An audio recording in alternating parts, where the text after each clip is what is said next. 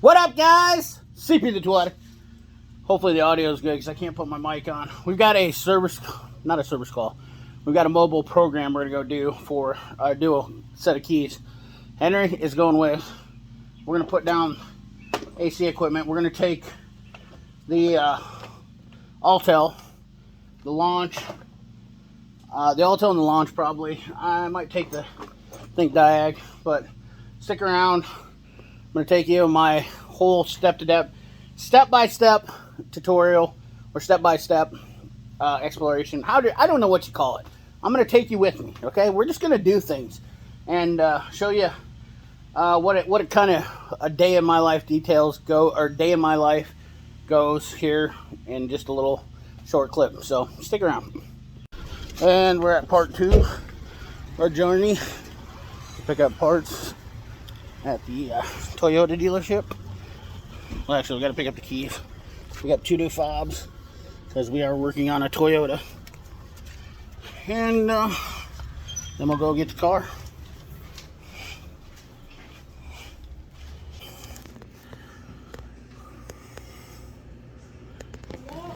Picking up 2 key. Maybe. All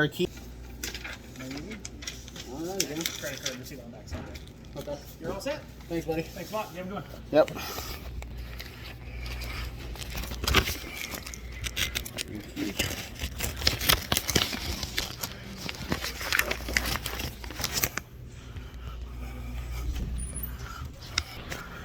So the new key was $24.14. Charged it on my credit card. Just a simple. It's for a Toyota Highlander. Now we'll go to you customer's property and we'll program this quick and be done. What do you think, Henry? Are you ready? It's getting warm. It's about 90. So I gotta hook up the AUTEL here. Find the DLC. It's underneath the dash somewhere in a stupid place because Toyota does things like that. Oh, this DLC is got a cover on it still. That's weird. That's kind of unique. Sorry about the camera work. We'll get her figured out.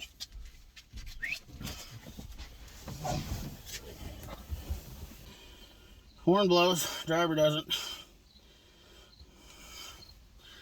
So we're gonna hook this up. Let me see if I can get this thing set up so we can get a better lockdown for you guys to see. Okay, we're using the IM, what is this one, the 508? The smaller one. Yeah, the 508, not the 608. Well, you listen. You listen here now. We gotta go over further. Come on, fella. I don't want a bok choy. I don't need a Great Wall. Toyota. Wait, we're just gonna automatic auto detective in. What was I doing? We're gonna auto detective in.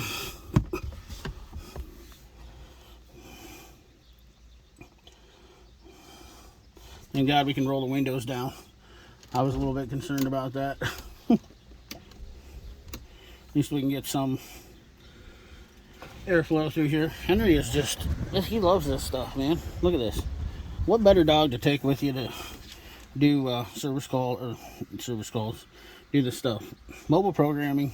Guys, this is a license to print money. You guys should have said something. It was right there. Okay.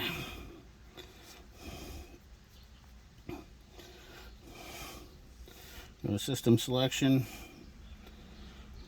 I believe it went into the immobilizer. I gotta get these glasses off. Immobilizer.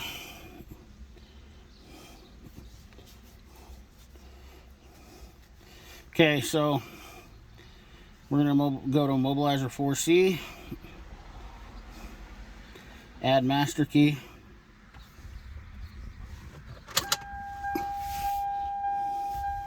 Use master key to turn on the ignition.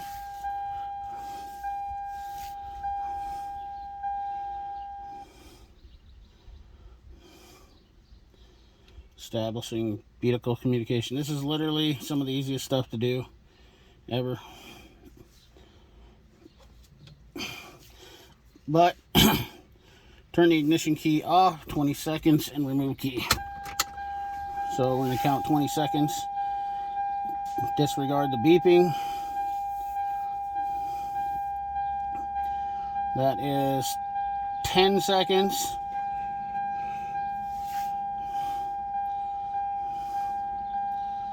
And that is 20. Okay, we'll press OK. Insert the key. And 10 seconds. Turn the ignition on.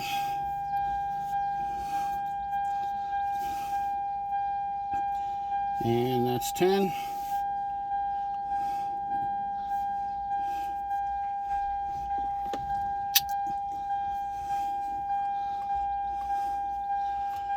Sorry for the beeping. All right, so I'm going to jump in here and voice over for a little bit of this while this is going through this, because you're going to notice that this is going to end here, and I want to explain what's going on here. So this older Toyota 2003 requires a chip programming through the PCM, and so I'm going to show you in this next segment using the XM400 what exactly. Now the process that I just showed you was pretty much typical for most cars to do, but some of these older vehicles still have to go through the PCM to program the chip.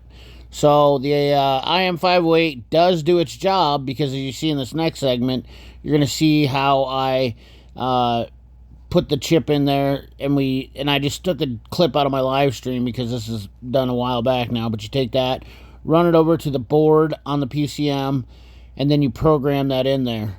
It's pretty simple process. I know it looks a little bit crazy, but this all comes with, you can buy this extra XM400, which I had to go to my buddy's shop because I didn't have an XM400, and that's why I did this, which programs it, reads that chip, inserts it in there. So that's the how the process works. So as I was saying, my opinion on the JS2000 TOPDON is that it makes a great small jump pack if you have a top post battery only. TOPDON makes great stuff, don't get me wrong, but in this case, the jump surge, and what you got to do here, I do have the side mount deals that I could have used if I would have had them on me, but I didn't, because this was I went out to jump this when my truck was setting. The JS2000, this is a design flaw. You know, I actually like the jump pack. It does hold the charge for a while. It isn't a big jump pack. It's 2,000 amp. You got to hit this little boost button on the side to jump the green light up on it, and then it's got a reverse polarity charge if you got it on hooked up backwards. So let's say I were to stick it on. Let's see if it'll actually light up. It doesn't tell you with just putting the power on. I'm not brave enough to go ahead and stick that on myself and say, hey, the reverse polarity, I'll hook it up backwards for a video on a battery. I'm not willing to take that risk, but it does have a reverse polarity deal. All in all, I think it's around $100 for the jump pack. It does have a light on it, which is pretty much irrelevant on these things. Nobody cares about having a light on, really. Most people will have a flashlight when they do. It's well designed. It's nice and compact. This is a good little jump pack to carry with you, but keep in mind, if you have a side post battery, you're going to want to get the side post extenders. I have a video that I've done on those. They're from Thexton. They're made in the USA. They're nice clip adapters. They have some cheaper sets out there from other companies. They're absolute garbage. They're trash. They fall apart. And there's probably a billion people on YouTube that have reviewed them and said they're great, but they're really not. The best ones to get are the Thextons if you want to get for the extended cables, and I believe they're like a Thexton 500A or something like that. I can't remember. Try to put a link into the description for them in the comment box. More or less, though, the TOPDON Jump Starter JS2000 is a good jump pack. I would recommend buying one. It comes in it has a nice case to carry with it, but do not expect it to. It did have a 75% charge when I started this, and I had that on purpose. I had this charging on my phone, Like I said, I've been carrying this to charge up devices with me, and I do like it for that because it seems to hold a lot of power for charge. I can charge my phone 2 or 3 times, and it's compact. Like, look at my hand here. My hand, which I got pretty big mitts, but it's good. It's a decent size. TOPDON makes great scan tools, and they make some other good products. And I'm not sure if they're actually affiliated with this TOPDON, but all in all, nice little jump pack. It's just this little issue right here really kind of triggers me a little bit. Not a fan of it. I'm not really sure why they would put that such a large overmold, a large plastic deal. I mean, how are you supposed to get this on a side post? I mean, let alone maybe even a short top post would be a problem. It's so aesthetically, they put more time and effort into making it look pretty. It does have a double cable hookup, which is nice, so they're not bad. The cables are good for what size they are. Something for you to keep in mind. But I wouldn't recommend this for anything larger than a V8, probably a normal gas V8. I think this would have trouble pushing any type of diesel that's a 6-cylinder, maybe a small 3-cylinder. But it is down to 50% now, and it only took 25% to charge it. And this battery was pretty dead on this thing, so I guess I should have showed you starting it. I should have showed it starting, but I mean, I wouldn't have it out here if I didn't try to start the vehicle. And, you know, I guess it didn't take me much to start it, so I'm just giving you my honest opinion.